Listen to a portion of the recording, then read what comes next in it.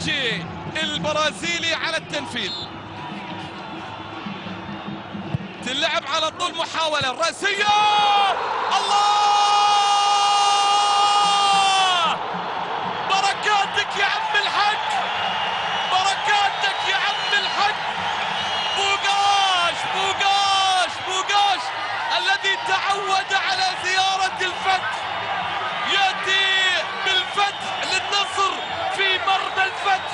الحاج بوغاش مع الدقيقة 72، مع الدقيقة 72 من عمر اللقاء، من كرة ريتشي اللي عملها على الطريقة البرازيلية، وتلاقي رد بوغاش على طول بيحط كرة في الزاوية العكسية لمرمى محمد شريفي في الجول مع الدقيقة 72 من عمر اللقاء.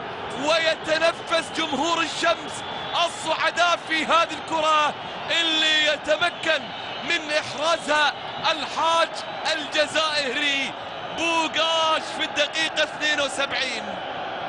هكذا كان يقول، هكذا كان. والحكم الإيطالي كارمين روسو بيحتسب ركلة جزاء مع الدقيقة 82.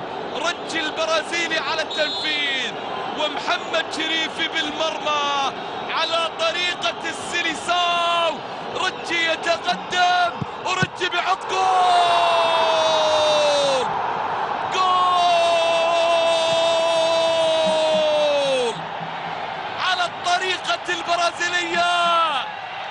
حلوة حلوة حلوة من ريتشي الذي يكرر سيناريو اللقاء الماضي.